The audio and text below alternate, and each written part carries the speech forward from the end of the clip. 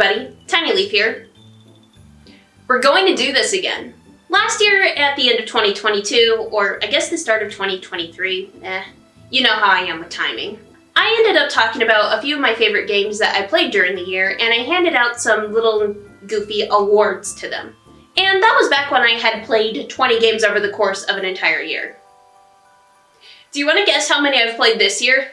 So, obviously I'm not going to be able to talk about all of them, but I do want to hand out some awards like I did last year to some of the games that I've played this year.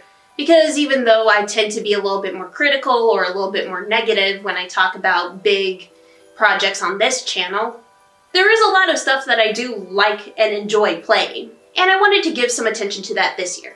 There's going to be no spoilers, no negativity, just a little pinch of salt, and no big brain thesis statements. We're here to just kick back, relax, and have a little bit of fun. Also, do you like the new green screen behind me?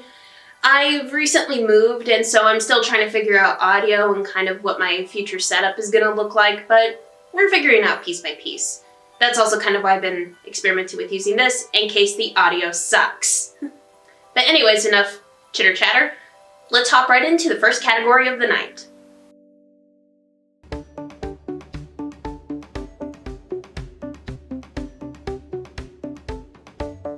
Yes, I know this is a very bizarre one to start with, but hear me out a little bit, I have my reasons.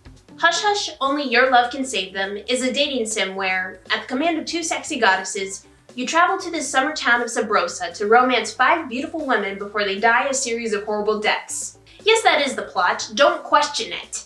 Now, I do not consider myself to be a dating sim aficionado by any means.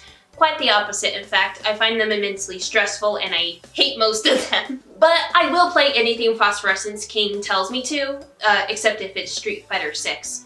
Yeah, so I gave this one a shot and I was really surprised by how much I ended up enjoying it. And certainly my decision to play it came off the heels of one of the most godforsaken games when it came to romances. But we're not going to talk about that today. Hush Hush opens up as a very tongue-in-cheek dating sim with a good amount of fan service thrown in there because dating sim, obviously. But most of the sexy stuff occurs during the beginning and there's no explicit nudity, at least not in the base game as far as I'm aware. But after that, Hush Hush proves to be a very charming game that doesn't take itself too seriously, but it also knows when to set aside the jokes to tell a meaningful story. There's a total of 5 girls that you can romance. Iroh, Cassie, Quill, Mio, and Elle. And they're all pretty enjoyable characters. I'm still trying to figure out what I think about the cat thing, but well, I know that some people are into it. Each one of them fits into those broad archetypes that you tend to see in dating sims. You know, the edgy tsundere girl, the very sporty athletic one, the very sweet and shy girl, and then the weird furry bait. But a real effort is made to show those women being more than just their archetype and giving them actual problems besides wanting to get laid. And they've all got cute little personalities, they've got some real problems going on, and so you get the impression that the people that actually wrote this game like women, and maybe even might be women. In fact, Iroh's whole gimmick is that you need to treat her as a friend first and get closer to her that way before she'll start accepting any romantic advances. Aside, not in the kind of creepy nice guy way, but as an actual, I want to get to know you first as a person before we can kind of explore something deeper. And Elle, God bless this woman, she's treated with so much more compassion in this game than I've come to expect from most other games. I love Elle, she's so sweet, I love her. There's one scene that I really want to talk about, but I can't because it's such a major spoiler, but it was basically the scene where I realized, oh, the kitty gloves are coming off now. We're talking about some heavy shit.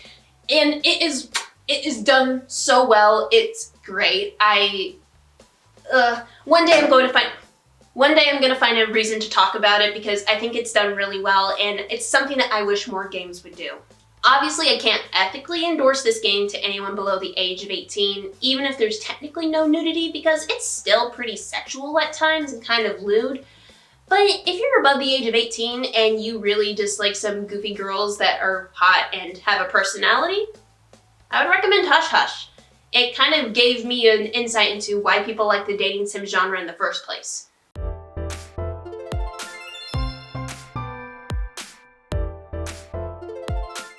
the Somnium Files is a visual novel adventure game starring Kaname Date, an amnesiac detective who works for Abyss, a secret police division that solves crime by entering people's minds and visiting twisted, dreamlike manifestations of their memories, known as somnia. Together with his AI eyeball partner, fittingly named Iba, Date is sent on a mission to solve a string of murders committed by the Cyclops killer. Straight up, I love every single character in this game, major and minor alike. Even the characters that are written to be antagonists or otherwise just to be major dicks, they're done in a way that I enjoy hating them. It's not in like one of those weird situations where I just wish they weren't a part of the game. It's like, no, you have a purpose in this game. I'm glad that you're here because I want to kick your teeth in. The game was directed by Kotaro Uchikoshi, who also directed 999 and Virtue's Last Reward. And the Somnium Files cast is easily the best one he's made to date. And I love the cast of 999.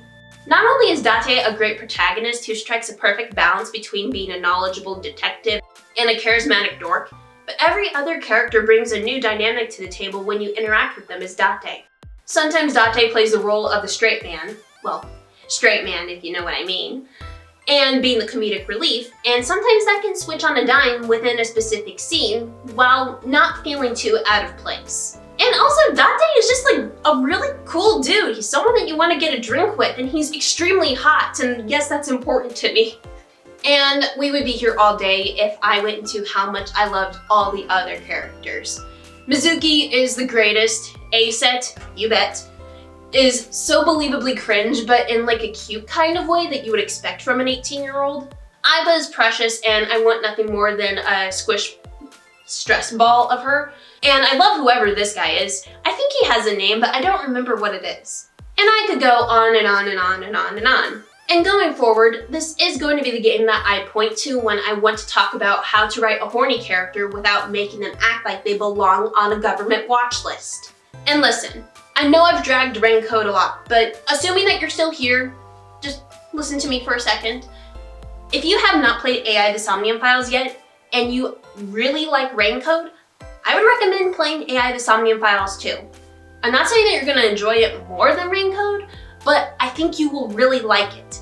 It has a lot of the similar elements to it, but I think it makes better use of its cast, which I would say was one of my biggest criticisms with that game.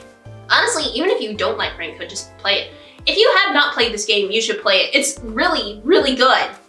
And before anybody asks, yes, I have played the sequel Nirvana Initiative. No, it's not good enough to make it onto this list, but it is probably one of the funniest experiences I've ever had playing this game. Ryuki was my phone wallpaper for so many weeks. It was great.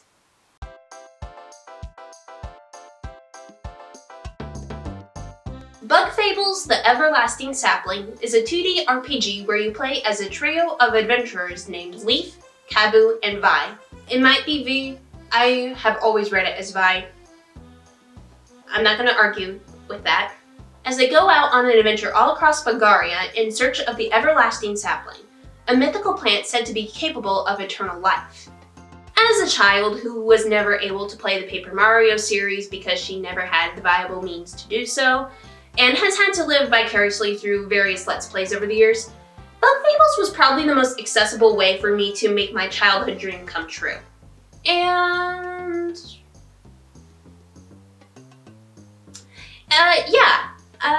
silly games about bugs just have that effect on me, I think. This isn't the game that I spent the most time on because that title belongs to the grand champ of the night, but this is the only game where I am making a conscious effort to try and 100% it, and beat every boss on hard mode as they come up. And I've still got a ways to go because of the final boss and that stupid mini game. I hate Flappy Bird. I wasn't good at it when I was 13. I'm especially not good at it now. But I am close, and I am going to defeat it one day. I swear it. This is my white whale. And the main reason I even want to do this with Bug Fables as opposed to anything else that's pretty difficult is just because I really love the world and how much variety I have when it comes to playing it. Different party orders, different status effects, different metal builds, and so many quests. So good lord, that's a lot of quests. I don't know where that came from. Can you tell my mental health is doing well? Not to mention that I'm a sucker for tiny people stories, and I love seeing how everyday objects in our world get reimagined through the eyes of Bulgarian insects.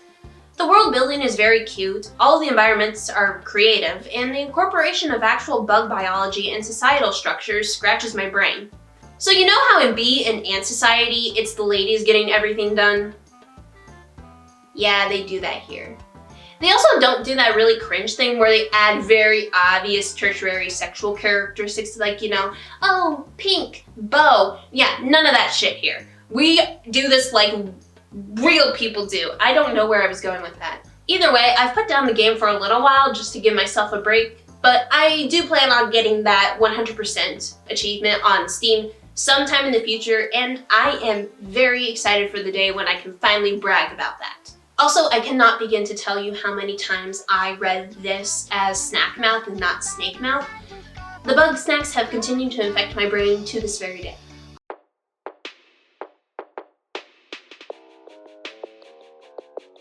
Class of '09, The Re-Up, is a visual novel rejection sim following the many misadventures of a high schooler named Nicole, no last name given. You're occasionally given prompts to decide what Nicole does, and depending on your choices, you get one of many different endings, all of them more bizarre than the other. That by itself may not sound like anything to write home about, but if I had to describe the main appeal of this game in a single sentence, it would be, imagine if Mean Girls got a video game adaptation, turned up all the edge to 11, and then had you play as Heather Chandler. Everybody in this game is written to be a bad person, including and especially Nicole. And there are times where the game gets really, really uncomfortable in a way that I do not feel like I can talk about it on YouTube. So it's definitely not for everybody, and I'm definitely not going to blame anybody for thinking it crosses a few lines for them and that it just should not be something that they expose themselves to. Which, totally fair, no hard feelings. But Class of '09, The Re-Up, in my opinion, demonstrates how edgy humor can be done effectively. There's a purpose to it, much in the same vein as Heather's and Mean Girls, where the cruelty is meant to highlight just how much high school can absolutely suck. Sometimes you just have to laugh, either at the absurdity of it all or just in utter shock of the fact that someone just said that. Despite being labeled as a Tumblr snowflake, I do actually enjoy a dark sense of humor time and time again, just in certain contexts. Class of '09, The Re-Up is one of those contexts. I have never laughed harder at a game than while I was playing through the Class of '09, The Re-Up, and just the sheer amount of, what the fuck am I watching? Did that actually just happen? It's just kind of bonkers, and you don't know what to expect. It just kind of, I don't know what that means, but that's kind of what it feels like sometimes. But I wouldn't be near as comfortable laughing at this game if it didn't have a certain level of self-awareness and has moments where it lets the gravity of a situation really sink in. You can get a clearer idea of some of the trigger warnings if you look at the Steam page, and there it's easy to glean from the description of the game that these developers are aware that their character's morality ranges from typical YouTube troll to federal criminal. So check out those trigger warnings before you think about playing it, just because, I care about you guys. I don't want anyone to accidentally get into a bad place of mind because of anything I recommend. So proceed with caution, and if it seems like something you're interested in, I would highly recommend the Class of '09, The Re-Up.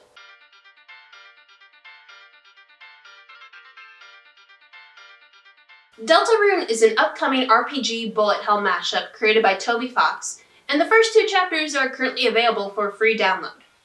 The players control a human teenager named Chris as they venture through a strange place known as the Dark World with their 2 allies, Susie and Ralsei. Together, they're on a mission to save the Dark World from a series of dark fountains threatening to destroy the Dark World, Dark World, Dark World, Dark World. There was no better way that I could think of on how to phrase this, but we're moving on. For those of you who do not know, I was heavily involved in the Undertale community back when it was first becoming popular. And it drastically altered my brain chemistry and gave me some very bad ideas about how relationships should work. I blame the shipping community for that.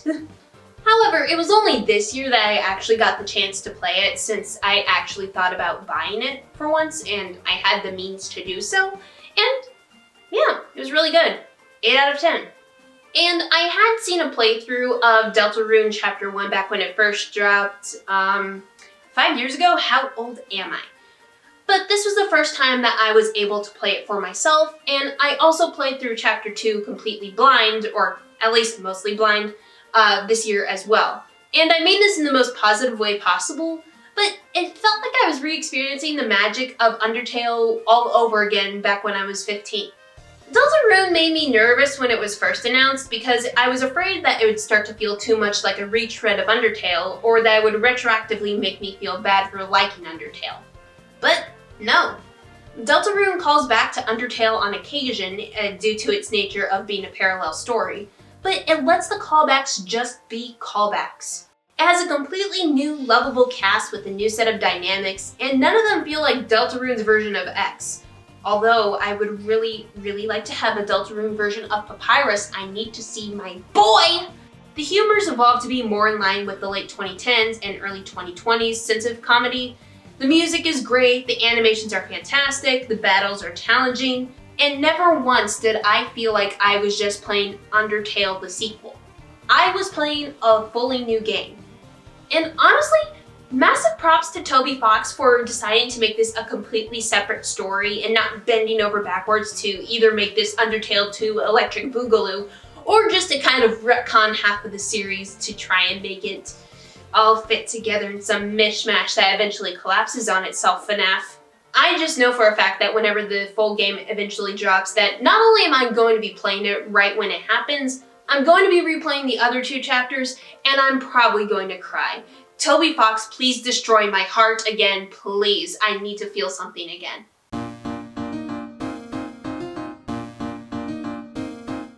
Phoenix Wright, Ace Attorney, Phoenix Wright, Ace Attorney, Justice for All, and Phoenix Wright, Ace Attorney, Trials and Tribulations is a series of visual novels that follow a rookie attorney named Phoenix Wright as he defends accused murderers in the mockery that is the fictional Japanese court system.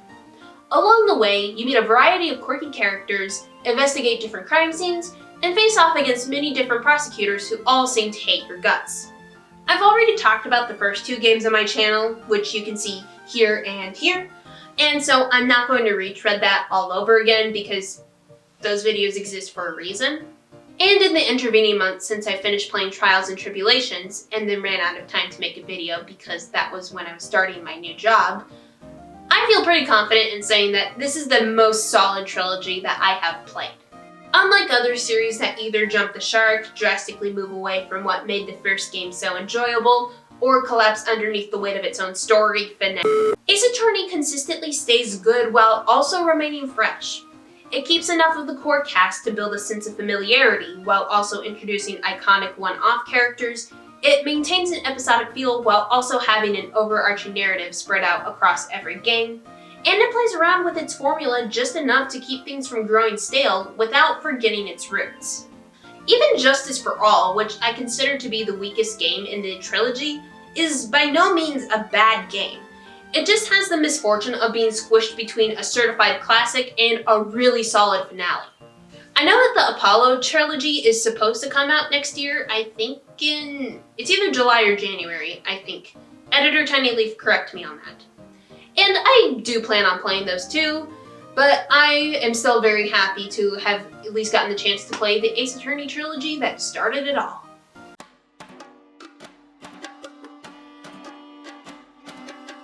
The Case of the Golden Idol is a point-and-click mystery game that, well, it's a bit unique. You are a third-party witness to a series of murder scenes taking place over the course of 4 decades, all related to the titular Golden Idol and those who chase after it. Equipped with nothing but a set of questions to answer and the power of facts and logic, it's up to you to piece together the story and figure out who done it. This is the game that Foss and I joked about in the cold opening of the Raincode video as being the greatest detective game of all time. And while we might have been exaggerating a teeny bit, there is some truth to that. And now I'm going to explain why. Every time you're given a scene, you're given next to no context for what you walk in on. You have to deduce what happened based on environmental storytelling, conversations between characters, and what you've already learned from the previous cases you've worked on. And while all of the objects you can interact with are in plain sight, the answer itself isn't. But Golden Idol doesn't commit the cardinal sin of making all of the solutions extremely convoluted for no good reason either. None of the answers are so out of pocket that you need an IQ of a bazillion to figure out how you even get there in the first place. Everything is already laid out for you, so in hindsight, you're able to look back at all the different pieces that you're given and understand how it was that you arrived at the conclusion that you did. Sometimes you do have to make educated guesses, which in my opinion belongs in any good detective game. But even when you have to do that, you still draw from a good amount of evidence that points you in the right direction. It never just comes out of thin air. It's all there. It's just a matter of whether or not you see it right away. Foss and I tend to play through a lot of mystery puzzle solving games because we really enjoy playing detective. And we were together when we first played through the 2 DLC cases, the Spider of Lanka and the Lemurian Vampire. Now I can't speak for him, but personally, those were a couple of my favorite play sessions that we've done. We just got really honed in on the details and talked through our thought processes with each other, and we tried to predict where the story was going. But even with all of that, I don't recall a specific moment where I ever felt frustrated. Even when we got stuck, we just kind of were able to figure it out after some talking, and we didn't even have to consult a guide. There are some games that really need a guide to solve them in a timely manner, and that's a conversation for another day. So yeah. Play Case of the Golden Idol. Grab a friend and play it together. It's a lot of fun.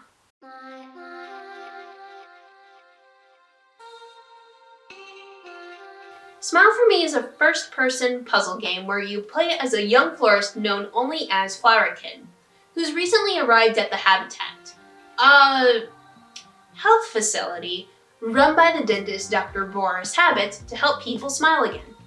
But the people here aren't actually very happy, so it's your job to figure out how to cheer them up and to get them to smile for you. I've actually played this game 3 or 4 times, come to think of it, and the first time I played it, I was kind of meh about it.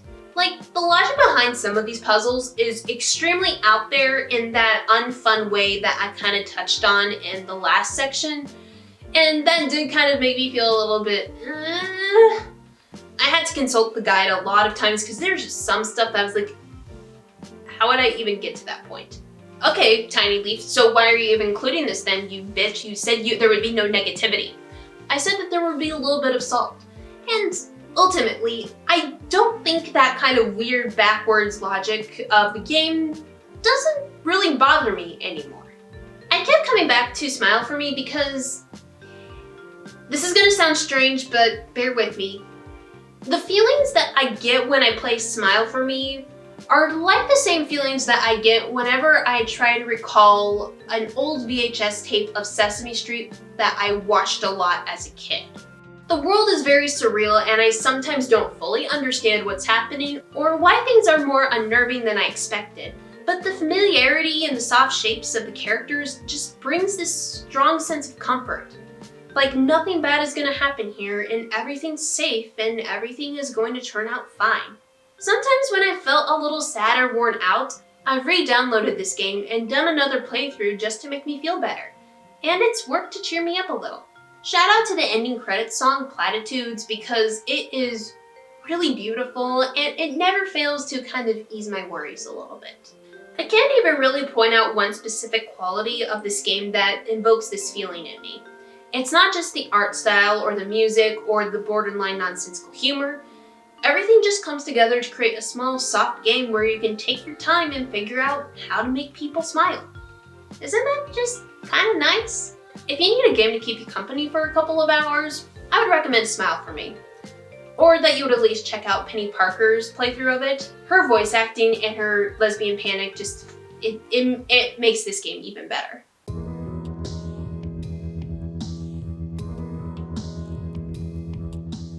Misericord is a visual novel about a group of nuns, following the perspective of one Sister Hedwig in a small convent in 15th century England. After spending 2 decades in religious solitude as an anchorist, don't worry about what that means, just you'll figure it out soon enough if you play this game. She rejoins the congregation to figure out who murdered one of the other nuns while wrestling with some good old-fashioned Christian guilt. Fun fact, I love learning about the history behind different religious practices and customs, no matter how ugly they are. And I've always had this weird love for nuns. Now, whether that's because I saw nonsense when I was a very little kid, or because of good omens, or for reasons that I discovered about 3 years ago, that's going to be something we're going to talk about another day. But Misericord plays to both of those weird loves of mine. There's conversations about different perceptions of the Bible, the importance of traditions, and some of the issues with the Catholic Church as an institution. And most importantly to me, it's done without any sense of real malice. It's critical without being cruel. But don't worry, it's not just a lot of big gobbledygook about religion. No, the nuns here, they're funny. The sisters of the convent each have their own hobbies, some behaviors, their relationships with each other, and each one of them is given a very distinct design so you can tell them apart, even though they're all wearing that traditional nunnery garb. I don't remember what it's called. Hedwig calls it like a wimple and a... yeah... And none of them share the same ideologies either. Some nuns even commit acts the others would consider highly blasphemous, like only saying prayer twice a day, you heathen! The one that I'm drawing for this award is a nun named Darcy, and she's just the best. I fucking love Darcy. She speaks entirely in lowercase, no punctuation, no any like that, just entirely stream of thought. And she's got this little cat mouth face, and I love Darcy. She's so cute! But the narrator herself, Sister Hedwig, is also a pretty intriguing protagonist too. Contrasting her present self, the one telling us the story, against her past self, which is the one that the story happens to, is intriguing. Especially during moments where she starts to break the fourth wall and acknowledges that she's telling a story to someone. But not in that way where it's just like, oh yeah, I'm in a video game. More so that she's acknowledging that we are someone who's listening to her and that we might be having some questions, and she even remarks on some of the faces that we're allegedly making. It's cute, it's very fun. Misericord seems to be the first in a trilogy, and I couldn't be more excited to see the rest of it. This is a pretty lesser known game, so if anything I've said sounds appealing to you, just go ahead and hop aboard the bandwagon with me and Foss on it. Also, Stan Darcy. You can't disappoint this face, can you? Okay, before we get into the last award of the night, let's do a few honorable mentions. These are also some games that I enjoyed this year, but I have less to say about them other than a couple of funny little bits that kind of show why they deserve some honorable mentions. So, let's hop right to it. This was the game that I played right after Raincode, and nothing can top the serious madness that came from trying to drive down the streets of LA in a cop car without hitting anybody, failing miserably, and then having someone scream in your ears that you're going the wrong direction the whole time. It was really fun. The detective system was actually pretty interesting, and it just kind of sucks that the Rockstar launcher decided to eat my save file on the very last case. I love stuff inspired by or riffing off of the works of my favorite literary punching bag, H.P. Lovecraft. Plus, the soundtrack is just really fun. It's become essential listening while I'm at work and trying to keep my attention on track. This game feels like 2010's Flash games, but in the best way possible. Just make sure that whatever you do, don't wear the Mobius ring. Don't wear it. Don't you wear it! I've developed a Pavlovian response to this game's title screen where every time I hear the beginning notes and see the opening image, I just become extremely fucking sad. So as much as I would love to replay this game again because the level of choice you get is seriously astounding, the artwork is phenomenal, the story is great, it talks about a lot of very serious themes, I will get another existential crisis if I play this game again, but you guys should definitely check it out. Just prepare yourselves. I cannot explain why I love these two games so much. I think it's because it reminds me of the Bailey School Kids series, which I ate up as a kid. Oh, and it also does this really fun thing where even though you do technically play as a cop, 99% of your coworkers are either assholes, completely incompetent, and the one or two cops that are actually good are bullied by everybody else or actively hate working for the police department. Plus the humor is just kind of cute. I like it. So I've played quite a few games that have made me tear up or choke back a couple tears. Nothing too serious. 999 did that. The 4th chapter of V3 did that. What was the other one? Undertale, when I first watched the playthrough of it when I was 15. All very good games. Finding Paradise was the only game that's ever made me sob like I did when I first watched Inside Out. And that just does not happen, so I think that means I'm contractually obligated to mention it. It's really good. Okay, all that's out of the way. I bet you're wondering what my pick for your favorite game of 2023 is. But before we get to that, a little bit of context. This is a game that has been on my radar for a few years already. One of my best friends introduced me to it during the online fantasy roleplay. I did a little bit of research into the game out of curiosity, and I impulse bought it during a Steam sale. Then I immediately thought to myself, this game is going to be too difficult for me. I am never going to have the time to beat this. I am never going to beat this game. What the hell have I done? I just wasted $15. I think it was more expensive than that, but you know. Though coming off of the great disappointment that was Zero Time Dilemma and approaching the monstrosity that was going to be the last month of my college career, I started playing this game as a distraction with the thought that I would slowly pick at it over the next few months. I beat this game in 6 weeks. I've come to love this game so much that I've even designed an OC based on my perception of the player character, hosted an online roleplay in the same universe with my friend. I'm seriously considering commissioning someone to draw some fan art of it, and the only reason that I've not played the sequel that dropped this year is because I know it's going to ruin my life and I can't afford that at this point in time.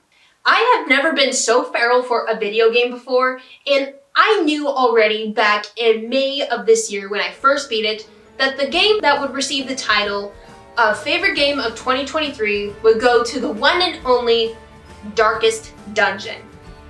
After receiving a letter from your deceased ancestor, you're called to return to your family's estate and rid it of the abominations that now ravage the grounds. Recruit a team of heroes, stock up on supplies, and venture into a series of dungeons to reclaim your birthright from those who've taken it from you.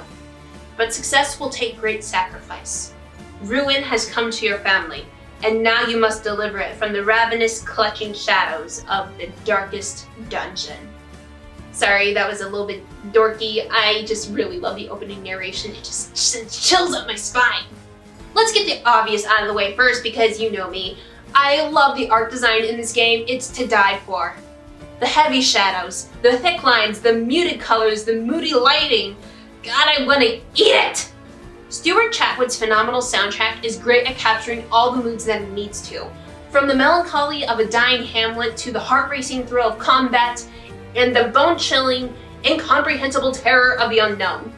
The DLC only takes this further, especially in the Color of Madness DLC, but I'm getting ahead of myself. This is a roguelike dungeon crawler, and it's brutal. Don't let that Radiant mode fool you like it did me. You are still going to suffer. Enemies hit hard. The status effects are unforgiving if you don't manage them well. The dungeons are filled with traps and tricks designed to hurt you, and you better not let it get too dark, or else bad things are going to happen. You've got to be smart with how you build and equip your team. With 17 base game heroes to choose from, and 19 if you jump on the DLC, there's countless party comps you can try out, and each one's got its own strengths. But just because one build works well for one dungeon, that doesn't mean it's going to work well for another. In fact, it very well may screw you over. Do you remember how in last year's video I talked about how Inscription provided a very good challenge because sometimes your success was determined by a little bit of RNG? I was a fool! Every single quest already puts you in chokehold with a dozen different ways you could possibly die. And oh yeah, this is a roguelike. Death is permanent. And so you've got a lot of normal things you've got to worry about. You know, starvation, blood loss, poison, you get the point. But none of that would be nearly as bad if you did not have to worry about the coup d'etat. I don't think that's the right way to use that word. It would not matter if it was not for the stress mechanic. The more stressed a hero gets, the more their sanity wanes until eventually you max out their meter. If you're lucky, they bounce back stronger than ever and you actually get a little bit of a boon. That's pretty neat. Most of the time you're not that lucky. In fact, most of the time they're going to snap and become afflicted with any one of these lovely, lovely, lovely features right here. Not only do they become more susceptible to getting fucked up by an attack, they start acting out in ways that are extremely inconvenient, like refusing to eat, refusing to attack an enemy, saying shit that'll only stress out other people, and sometimes just straight up attacking your other teammates. So you're scrambling and trying to defeat a boss fight with your band of merry heroes, and you're only held together by sheer determination and a very scary amount of blood sacrifices, but then, oh no, Reynold suddenly thought it'd be a very good idea to start beating around your jester, and oh look, Brixby's dead! Good luck, fuckers! Don't worry, the real Brixby, they survived to the very end of the playthrough, although not for a lack of trying. But this poor thing died so many times. Don't worry about how they came back, don't worry about it. And then the misery doesn't end. It does that fun thing that Dungeons & Dragons does, where even when your HP hits 0, you don't get to be put out of your misery. You're now hanging on with an inch of your life. Every hit you take has a chance of killing you based on the roll of a die, and oh no, you got a little bit too stressed. Oh, that's so sad. Heart attack, you're dead. And that's all just in the base game. There's a total of 5-ish pieces of DLC, 3 game expansions, and 2 hero classes. Butcher Circus and Musketeer, you know what, we're not gonna talk about those. They're fine, they're free, don't worry about them. The Shieldbreaker hero is really good. She forces you to get more creative with your team builds, as all of her moves involve shuffling around the party order, and that severely limits who you can bring along. But she deals great armor-piercing damage, and she's wicked strong if you know how to use her right. She's super useful without being too overpowered, in my opinion. Apparently some people disagree with me on that. They can fight me. And she forced me to get better at planning out my attacks. She's so cool, and there's a lot of other spoiler stuff that's so good about her, I can't talk about it. The Color of Madness is a wave-based survival expansion that gives you access to new equipable items, adds a couple bosses, and even though I'm personally not a big fan of this style of gameplay, the aesthetics are fire, the artwork is fire, the music is fire, and it also adds some really cool little districts that make things a little bit easier so you die less frequently. You still die a lot, but less frequently. And then the Crimson Court. Oh boy, this is a controversial take, I know, but the Crimson Court, it's really good, it's really good. It's pretty much an entire separate campaign that includes 5, it's confusing, don't worry about it, that destroyed 3 squads of my heroes, a new hero class known as the Flagellant, who has a very steep learning curve but is very fun once you get the hang of him. Then there's the Crimson Curse itself, which is an incurable disease that can royally fuck up your life and kill your heroes, brand new cutscenes, new enemies, new expedition types that are just long, sprawling, crawling dungeons that you can leave and come back to, a new set of trinkets. And can you tell that I really love this DLC? I don't care that it has mixed reviews. I think it's great. And just look at this sick artwork. I want a poster of it, but it's not available for sale. Come on, I'm dying here. I am crazy about this game, and I have waited 6 months to tell people about how much I love this game. It's just really fun. It ruined my life, and it was great. If you just need a good challenge, get the base game Darkest Dungeon, go from there. It's horrible, it makes you miserable, it's stressful, but it's really fun, it's really addicting. Please play it. Dear God, I need you to sit down.